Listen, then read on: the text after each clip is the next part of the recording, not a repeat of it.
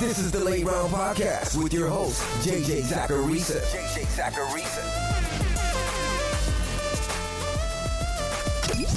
What's up, everyone? It's JJ Zacharisa, the editor-in-chief at FanDuel and at numberfire.com, and this is episode 453 of the Late Round Podcast, one of the many shows that are part of the FanDuel Podcast Network.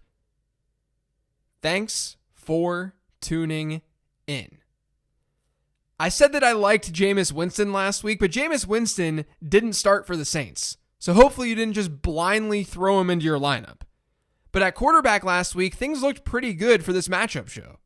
I loved Kirk Cousins as a streamer, he came through, and I liked Phillip Rivers as well. He had a nice game.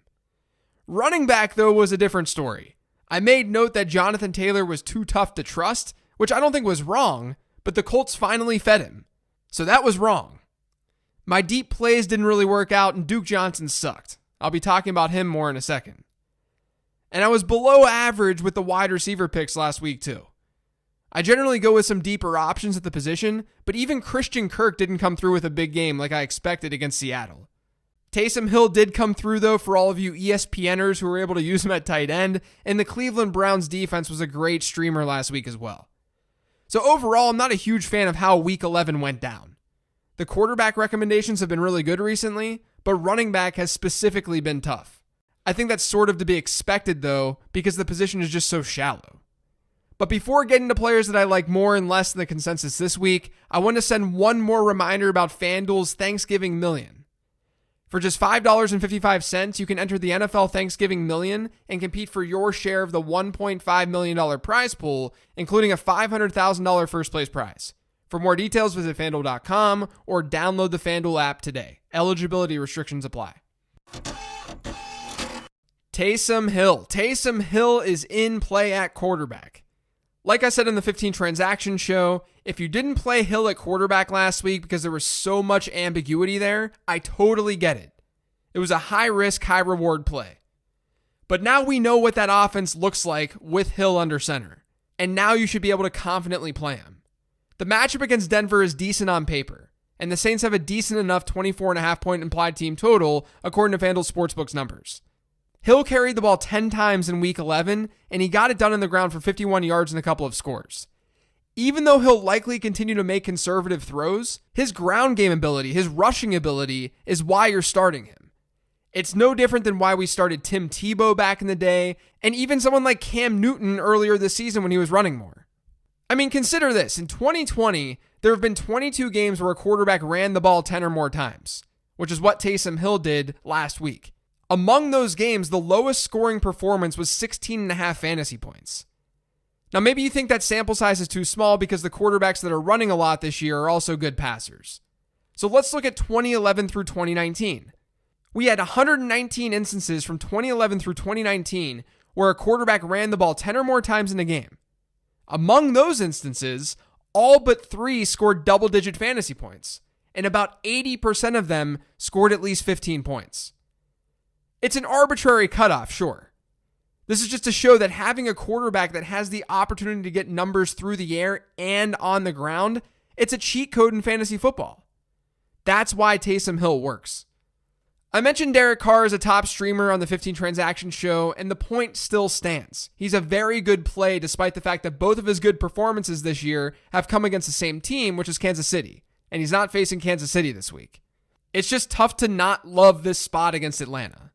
The Falcons are the worst team in adjusted points allowed to quarterbacks, having allowed at least 18 fantasy points to opposing team quarterbacks in all but one game this year. The over-under is set at 55.5 points. That's the highest of the week, and that gives the Raiders the third highest implied team total of the week. So you should be able to start Carr with confidence. Now on the other side of the matchup is Matt Ryan. I know I talked about the split with Ryan and Julio in the 10 Trend show, and how Ryan has averaged just 9 points per game without Julio Jones this year. And Julio is not a lock to play as I'm recording this. But even if he doesn't go, I still think that Ryan is fine. Again, the game against the Raiders is a really high over-under, and the Falcons have a high implied team total as a result of that. And keep in mind, like I said on the show, Ryan hasn't faced the easiest defenses in the world without Julio Jones this year.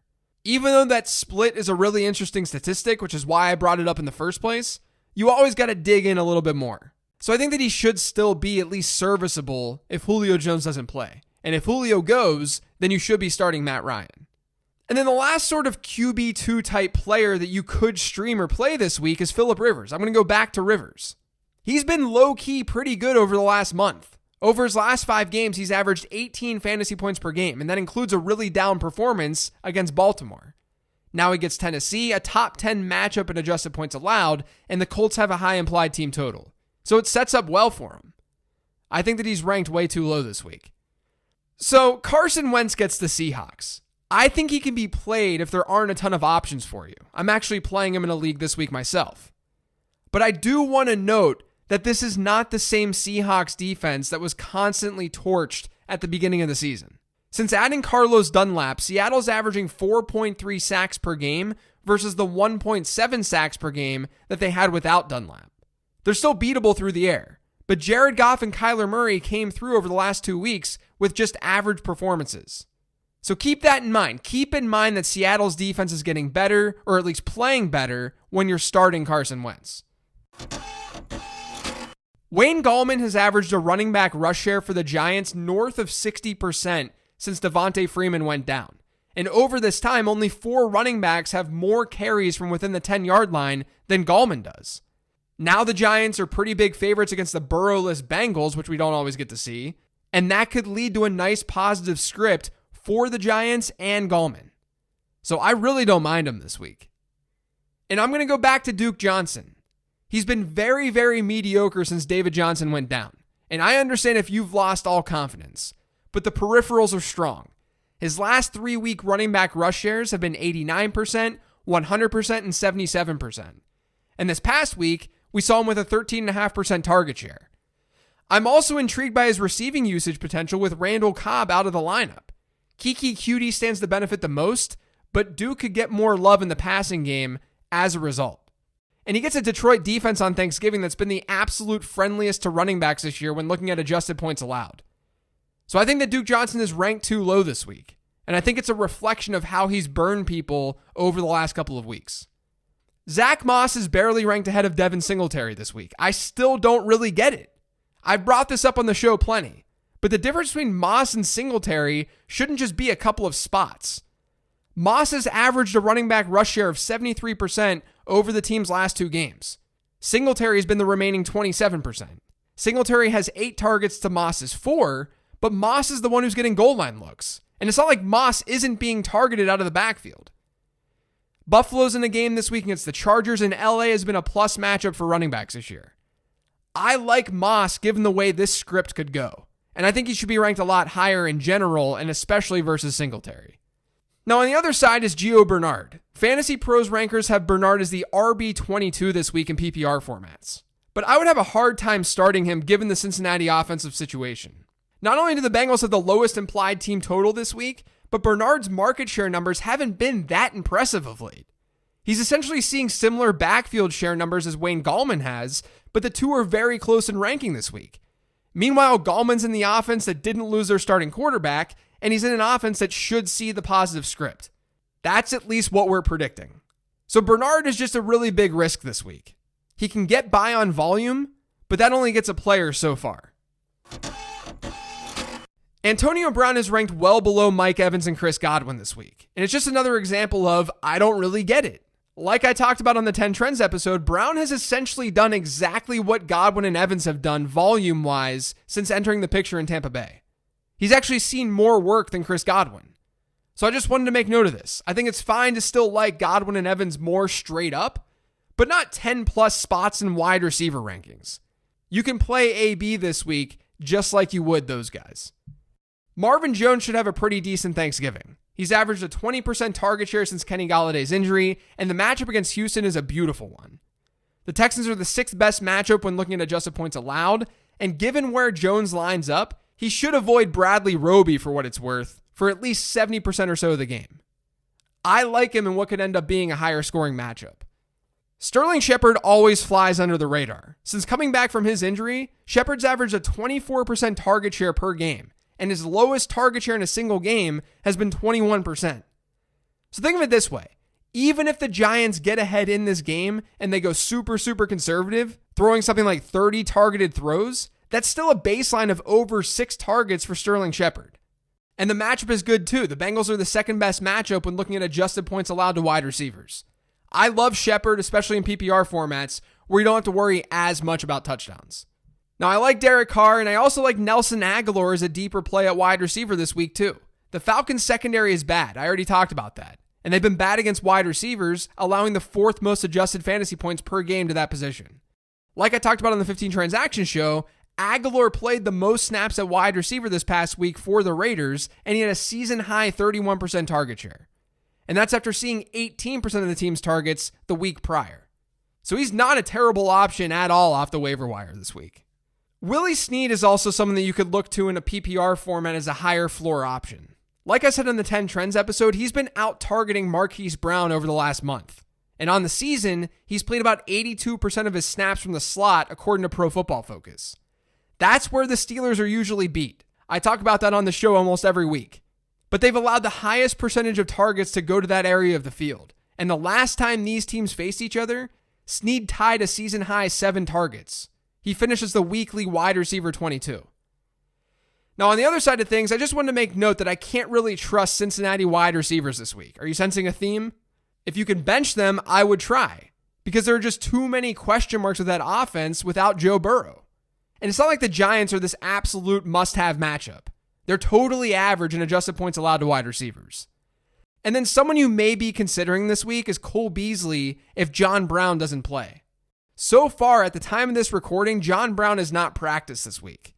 I think it's fine to get some exposure to a high-scoring game, which is what this could be. So Cole Beasley does make sense in theory. But I do want you to keep in mind that the Chargers have been one of the best teams in football this year at covering the slot. They've given up a lot of slot touchdowns, but only 24% of the targets that they've faced have gone to that area of the field this year. That's the lowest mark in football. So while Beasley's fine without Brown, I have a feeling that I would be lower on him versus the consensus if Brown is out. Instead, you could always look at someone like Gabriel Davis as a sleeper. Jordan Reed saw over 15% of San Francisco's targets the last time that we saw him. And according to Pro Football Focus, he ran more routes than Ross Dwelley in that game. He's their tight end 1, and I think he's in play this week against a Rams defense that has seen 23% of their receiving yards allowed go to tight ends this year. That's a top 5 number in the league. And then the other tight end streamer that you could look to is the guy that I mentioned in the 15 Transactions episode, Jacob Hollister. The Eagles are one of the friendliest matchups for tight ends, and Hollister is my pick over Will Dissly now that Greg Olsen is out, because he's been seeing more targets and running more routes over the last few weeks. He's a dart throw. The tight end position is not very good, so you have to throw darts sometimes, many times. And I think Hollister does work. I think he's logical in a good offense.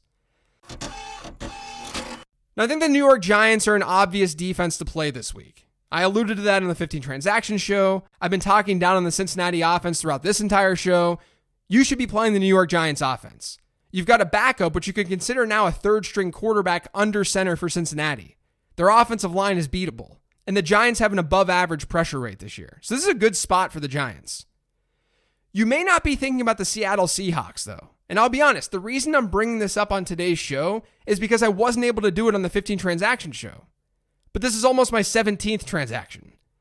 I mentioned earlier how Seattle's been a lot better defensively with Carlos Dunlap. Some of that may just be general regression too, and they're just coming together and playing better. Whatever the case, there's at least some reason that this defense has been better. And they get Philly this week. Philly's a top 5 matchup for opposing defenses, and it's a team that's allowed by far the highest sack rate in the league.